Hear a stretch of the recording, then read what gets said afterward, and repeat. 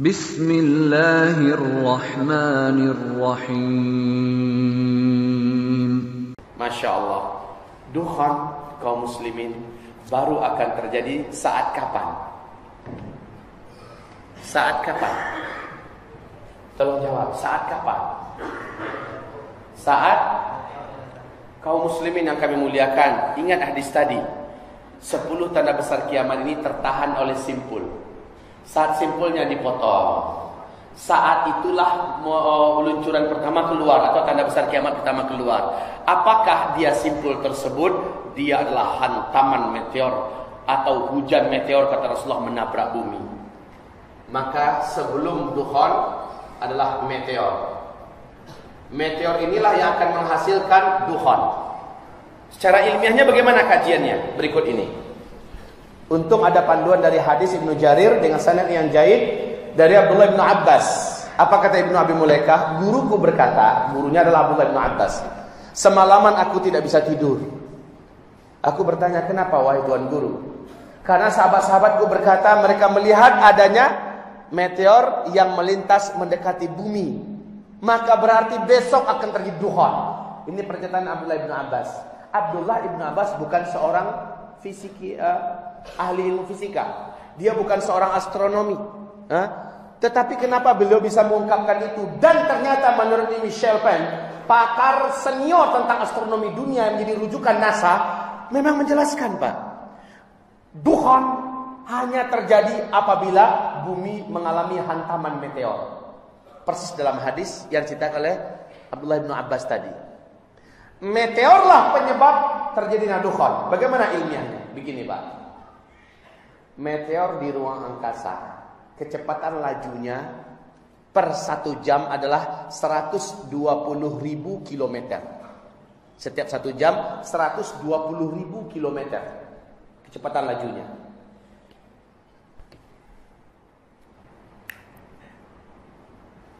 Saya ngapain? Ini umpamanya meteor, ini bumi, kecepatan laju yang sangat kuat.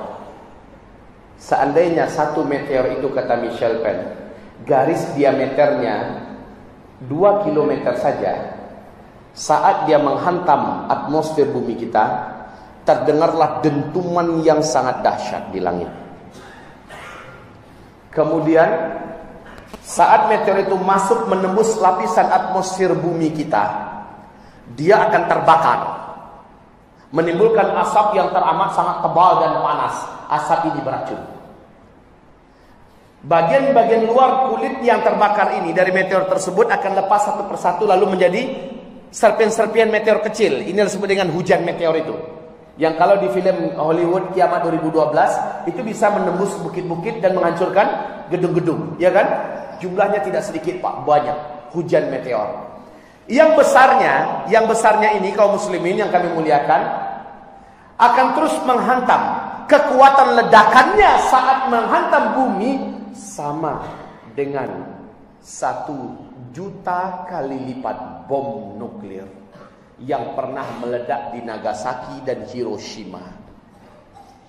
1.000.000 kali lipat. Kalau garis diameter meteor itu hanya 2 km saja. Seandainya jatuh meteor tersebut ke laut, maka akan menimbulkan gelombang tsunami setinggi 320 meter. Maaf, 230 meter. Tsunami di Aceh berapa tingginya? 14-15 meter. Hanya dalam 10 menit satu kota Banda Aceh hilang. Lebih 200.000 nyawa meninggal. Masya Allah. Bagaimana 230 meter, Pak? Masya Allah. Kalau meteor ini jatuhnya ke kutub utara, kan ada gunung abadi di sana, gunung es abadi, atau kutub selatan, maka kutub ini akan meleleh selama-lamanya. Dampaknya apa, Pak? Permukaan air laut akan naik setinggi 7 meter lagi. Kota-kota besar tepi pantai di dunia ini akan tenggelam. New York, Chicago, New Zealand, Florida, Jakarta. Tenggelam, Pak. 20% pulau-pulau yang ada di Indonesia akan hilang dari peta dunia. Forever, selama-lamanya. Kalau jatuhnya ke daratan, nah ini yang pas. Kenapa pas? Dukhon. Kalau jatuhnya ke daratan, jedum. Ledakannya begitu dahsyat menyebabkan titik jatuhnya meteor tersebut di daratan, radius 100 sampai 200 km, semua makhluk hidup akan menguap menjadi karbon. Lalu terjadi lekungan-cekungan yang dalam ke daratan bumi kita, partikel-partikelnya membumbung ke udara. Membumbung ke udara dalam bentuk kupalan-kupalan debu yang sangat tipis dan halus, tetapi sangat tebal. Langit menjadi gelap. Gelombang kejut dari ledakan tersebut menimbulkan kecepatan laju 800 km per jam. Dengan sangat cepat, partikel-partikel yang gelap tadi membumbung ke udara, langsung membungkusi bumi. Bumi menjadi gelap gulita selama 40 hari dan 40 malam. Kabut debu yang tebal dan panas tadi, itulah yang disebut dengan dukhon. Paham? Jadi dukhon hanya akan terjadi jika terjadi hantaman ke daratan bumi kita. Nah, kaum muslimin, saya mau bertanya pada bapak-bapak, lama nggak lagi kira-kira hantaman meteor menghantam bumi kita? Jangan pakai Allah alam. Jawabannya yang ilmiah. Kalau Dajjal mau keluarnya kapan, baru Allah alam. Tapi kalau masalah meteor kapan mau menghantam bumi, jawabannya harus ilmiah. Kenapa? Para pakar dan ahli tentang ruang angkasa kita, dalam hal ini NASA dan yang sekelas dengannya, telah mengumumkan kepada dunia saat ini, bumi kita sedang ada di tengah-tengah arus sungai meteor di ruang angkasa. Jadi kalau ini bumi kita sejak tahun 2013 memasuki arus sungai meteor di ruang angkasa, Pak. Dia menyeberang. Ini adalah arus sungai. Banyak ratusan juta meteor dengan kecepatan yang seperti tadi, 120.000 km per jam melesat, jumlahnya sangat banyak. Bumi kita melintas. Peluang bumi kita kena hantaman ini sangat besar, Pak. Peluangnya sangat besar. Nah, kaum muslimin yang kami muliakan, apabila bumi kita melintas, maka meteor-meteor yang kecil dia akan hancur di atmosfer kita. Tapi sebagian yang kuat dia akan tembus. Ternyata benar, Pak. Mulai tahun 2013 kemarin, saat diumumkan oleh NASA pada 2012 pertengahan, 2013 bumi kita sudah masuk arus tengah-tengah arus sungai meteor, melintas. Akhirnya 2016. Oh, kalau begitu dakik lah itu, Pak Ustaz.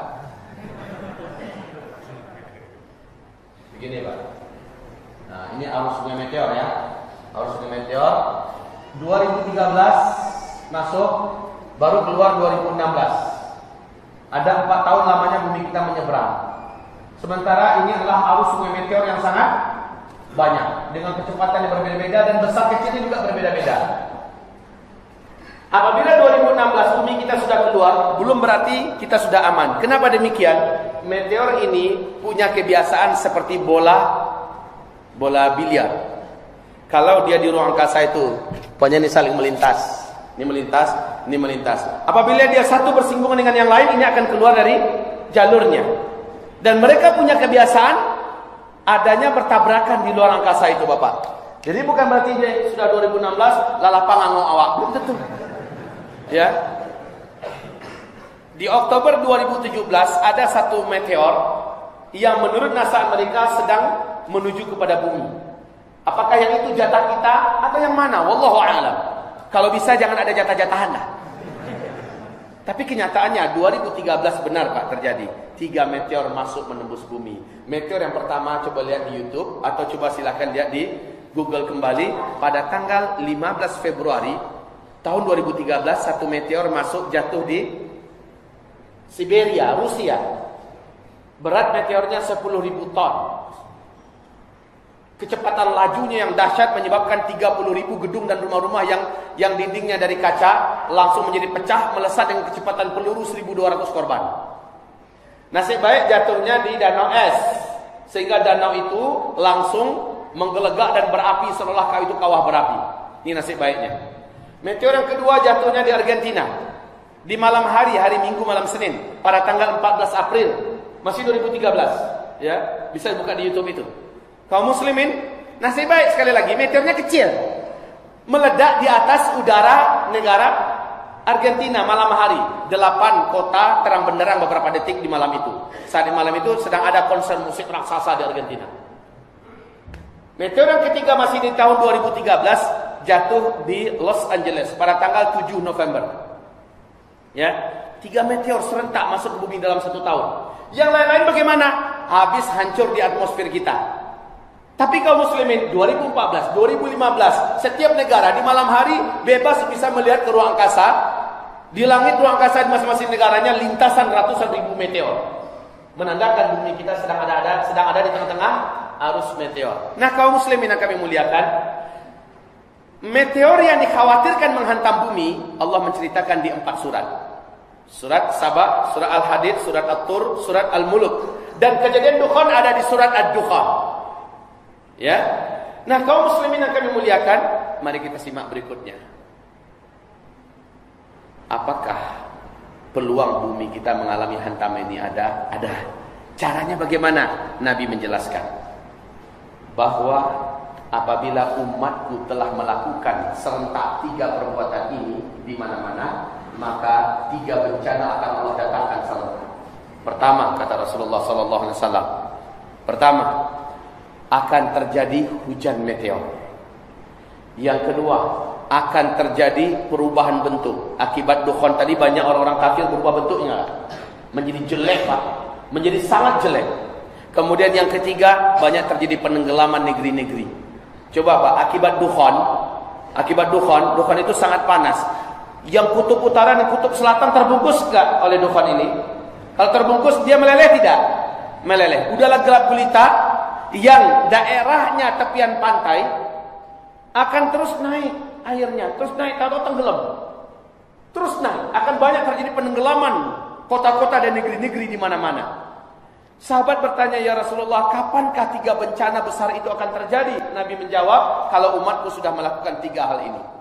Fi hadhil ummah khasfun wa maskhun wa qadhfun. Qala rajulun minal muslimin, wa mata dzaka ya Rasulullah. Pada umat ini kelak, kata Rasulullah, akan terjadi banyaknya perubahan bentuk, banyaknya penenggelaman daerah-daerah, negeri-negeri, kota-kota, dan banyaknya hujan meteor. Para sahabat bertanya, kapan itu ya Rasulullah? Nabi menjawab, idza zaharatil qainat wal ma'azif wa syuribatil khumur. Apabila penyanyi-penyanyi wanita sudah bermunculan di tengah umatku di mana-mana. Sudah apa belum? Yang kedua, wal ma'azif, apabila musik, alat-alat musik sudah dianggap halal, sudah dibiasakan dan dianggap normal, disukai oleh umatku di mana-mana. Sudah apa belum? Yang ketiga, wasyuribatil khumur, apabila khamar dan barang-barang memabukkan sudah menyebar di tengah umatku dan mudah didapatkan di mana-mana. Sudah apa belum? Bahkan sekarang bon-bon harga 1000-an pun menyebar, dan itu adalah narkotik. Ya, menyebar. Anak-anak SD udah ngerti dengan barang-barang memabukkan ini. La haula wala quwata illa billah. 3 perkara yang ini disebutkan Nabi sudah dibuat oleh Nabi Muhammad. Berarti tinggal menunggu gedoran dari langit saja lagi. Ini yang menyebabkan kenapa Amerika Serikat akhir 2012 telah merampungkan dan menyelesaikan pembangunan bunker raksasa mereka yang ke-6, Pak. Bunker itu kedalamannya startnya dari 30 meter sampai ke kedalaman 300 meter di bawah tanah. Satu bunker itu besarnya dapat menampung 500.000 manusia. Dan telah difasilitasi dengan fasilitas hidup yang dapat menampung 500.000 manusia selama 1 tahun. Bunker ke-6 loh, Pak. Rusia telah menyelesaikan bunker ke-3. Cina telah menyelesaikan bunker mereka. Jerman, Inggris, Australia, bahkan Jepang. Negeri tetangga kita, pusat Yahudi Asia Tenggara, yaitu Singapura, telah menyelesaikan 10 tahun yang lalu bunker raksasa mereka di bawah tanah yang dapat menampung 250.000 manusia. Pertanyaannya, untuk apa mereka mempersiapkan bunker-bunker ini? Untuk apa? Mereka tahu, Pak, bumi akan mengalami hantaman serangan meteor.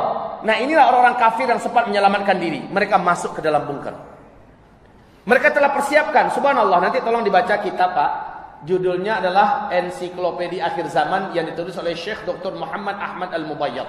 Ada hadis Nabi SAW, hadisnya Hasan Sahih, di mana Nabi mengatakan, jika kalian melihat 3 hari sampai 1 minggu lamanya, di langit kalian melintas bintang-bintang berekor secara berturut-turut, seluruh orang di permukaan bumi dapat melihatnya. Jika itu kalian saksikan, kata Rasulullah, bersiap-siaplah kalian menyiapkan makanan untuk diri kalian dan keluarga kalian selama 1 tahun. Nabi menyebutkan hadis ini orang Amerika yang siapkan, Pak. Indonesia ada punya bunker belum? Belum. Bunker para koruptor kali. Tapi bunker bawah tanah. Kita nggak tahu nih, bunker kita di mana. Jawaban yang benar adalah bunker orang beriman adalah Allah. Allah. Semoga jatuh meteornya tepat di atas bunker-bunker itu.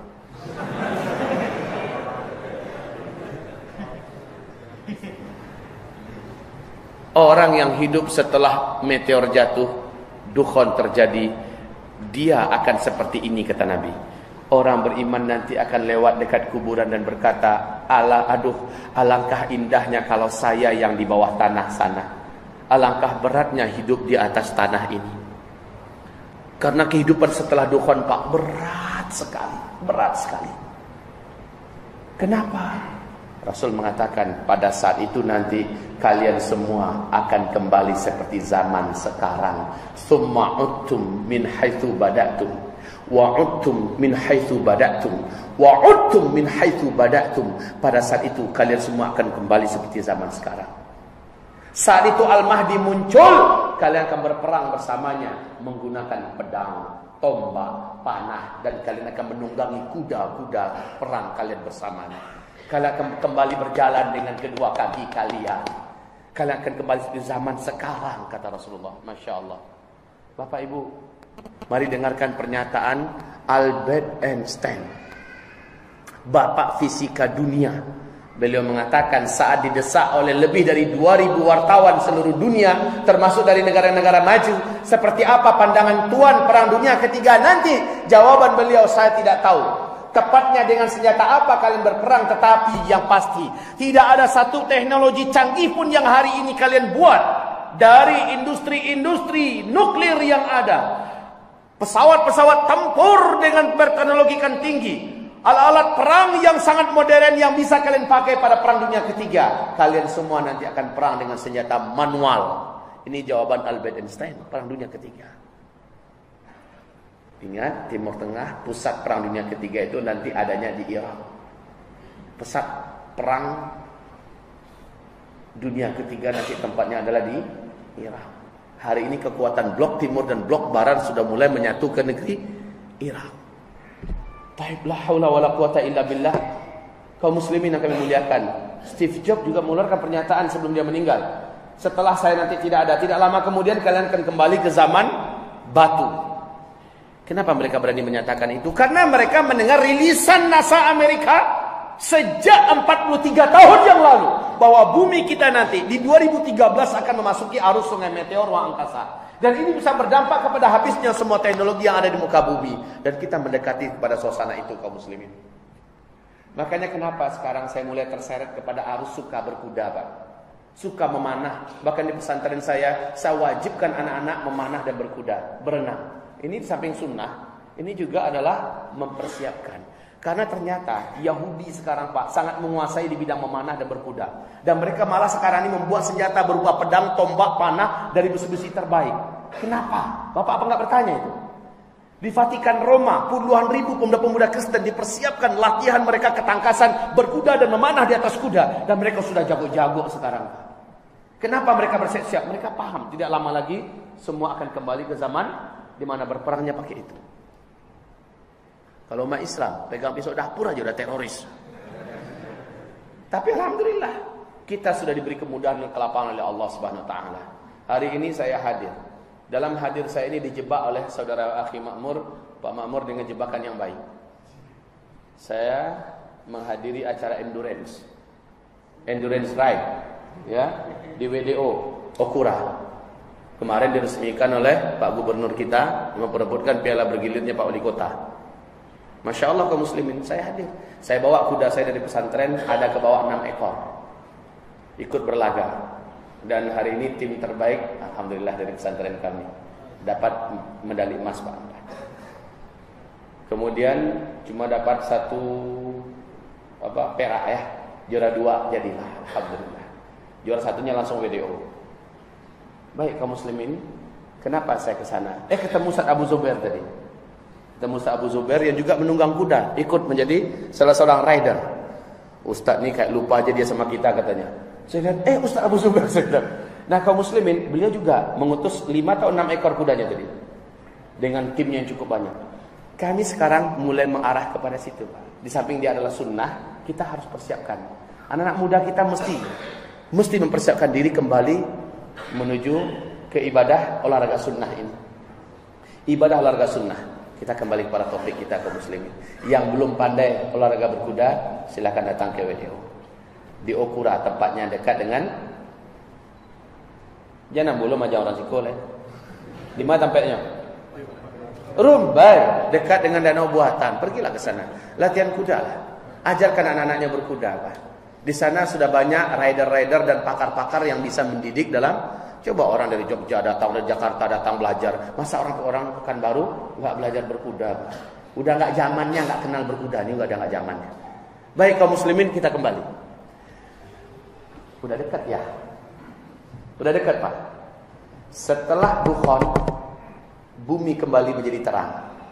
Apa yang akan disaksikan oleh manusia yang hidup? Teknologi udah nggak ada. Nah ini yang menyakitkan Pak. Bapak ingin tarik uangnya di ATM. Pergi ke bank. Bank pada tutup nggak? Gimana ilmiahnya Pak Ustadz? Masih penguraian Michel Pen. Ini meteor tadi. Ketika dia menghantam atmosfer bumi kita, bagian kulitnya yang luar terbakar dan lepas, lalu menjadi hujan meteor. Nah yang besar ini mengandung siderit. Siderit ini tulisannya siderit ya. Siderit ini adalah kandungan dari zat besi yang asli dan murni. Saat dia menerobos masuk dan menembus lapisan atmosfer bumi kita, dia mengalami tekanan dan menimbulkan medan magnet yang sangat kuat. Dampaknya adalah seluruh besi dan logam yang ada di muka bumi ini akan terinduksi. Bukan sementara waktu, tapi permanen. Akibatnya, mesin-mesin mobil kita itu dari karet, dari permen, dari bonbon, apa dari besi? Dari besi. Terinduksi Pak, lengket antar satu dengan yang lain. Bapak coba starter mobilnya sudah tidak lagi bisa. Pesawat juga begitu. Kapal induk, kereta, pabrik-pabrik, industri-industri raksasa, apapun yang menggunakan besi dan logam, mesinnya semuanya terinduksi, tidak bisa dipakai Pak. Inilah yang dikatakan oleh Albert Einstein, nanti kalian semua akan kembali ke zaman di mana kalian berperang dengan senjata manual. Dan ini disebut oleh Rasulullah saat Al-Mahdi nanti muncul. Al-Mahdi itu kan setelah Duhan ya, ini Al-Mahdi. Al-Mahdi setelah Duhan baru Dajjal. Urutannya begitu ya. Nah kaum muslimin, saat Al-Mahdi nanti muncul, kalian semua akan kembali seperti zaman sekarang. Kaum muslimin yang kami muliakan. Siderit ini juga menimbulkan gelombang elektromagnetika yang teramat sangat tinggi. Dampaknya adalah semua sinyal yang ada buyar. Semua listrik yang ada padam. Bumi gelap gulita. Pantesan Nabi mengatakan, kamu berusaha menempelkan telapak tangan kamu ke arah mata kamu, kamu tidak mampu melihat apa-apa. Saking gelapnya, orang berusaha menghidupkan listrik, udah mati Pak listrik. Sinyal-sinyal udah nggak ada. Ini HP-HP canggih kayak gini, ketika Dukhon selesai, ini akan menjadi mainan di air nanti Pak. Mobil-mobil yang cakep-cakep yang harganya 500 juta, 600 juta, 1 miliar dan 3 miliar dan seterusnya akan menjadi besi rongsokan. Paling-paling dikeluarkan besinya yang di bawah itu supaya nggak memberatkan, bannya terus dipakai untuk ditarik oleh kuda dan pedati. Kayak zaman dulu lagi Pak. Kamu kembali seperti zaman dulu kata Rasulullah Sallallahu Alaihi. Nah yang paling berat itu Masya Allah ketika teknologi musnah, yang tinggal di apartemen lantai 7, lantai 8, lantai 15, lantai 20, gimana ke bawahnya? Gunakan lift Pak. Air kita mengalir ke rumah melalui pump enggak? Pump itu pakai teknologi. Gimana nasib orang-orang yang hidup di kota-kota Pak yang menggunakan teknologi ini? Maka benar-benar kita akan kembali pada sumur timba. Gali sumur lagi. supaya bisa bertahan hidup. Yang stres itu orang tinggal di kota, Pak. Kemana-mana dia selalu diantarkan dan dimanjakan oleh sepeda motor dengan mobil. Ini nggak bisa dipakai. Mau kemana-mana. Lah orang banyak sakit gara-gara dukhan itu, orang kelaparan sakit di mana-mana, dibawa ke rumah sakit. Rumah sakit gimana? Sistem yang ada dan perobatan yang ada di rumah sakit teknologi canggih atau manual? Teknologi canggih, semuanya berhenti karena nggak ada listrik. Tidak lagi mampu memproduksi obat-obatan, habis kaum muslimin. Ya Allah ya Rabb, pada saat itu manusia benar-benar merasakan beban hidup yang sangat berat. Yang paling tamanung, Pak, orang yang punya tabungan banyak di bank. Tabungan hasil korupsi, atau tabungan hasil menabung dan dia kikir menginfakkannya di jalan Allah selama ini. Barulah terpikir kalau mau pergi ke ATM nggak bisa dibuka, ke bank-bank pada tutup.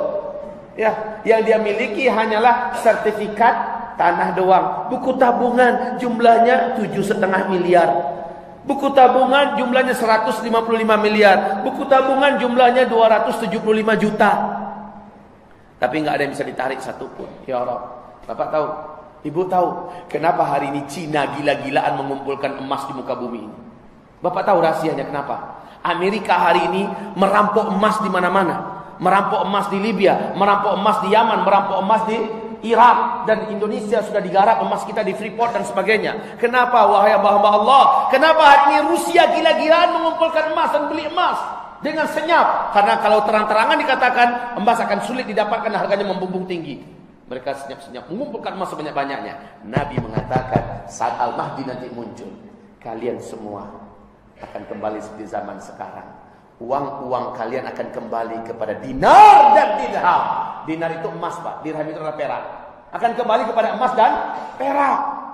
Saat itu mata uang kalian akan seperti daun-daun kuning yang berguguran dari batangnya dan dipermainkan oleh daun yang akan menjadi kertas-kertas seperti daun-daunan kuning yang berguguran dari pohonnya, dipermainkan oleh anak-anak kalian di pinggir jalan. Masya Allah. Zaman Nabi nggak ada kertas, tapi Nabi menyebutkan uang kalian nanti akan menjadi uang kertas, yang nanti akan kembali seperti daun-daun kuning yang tidak berharga di pinggiran jalan, dipermainkan oleh anak-anak.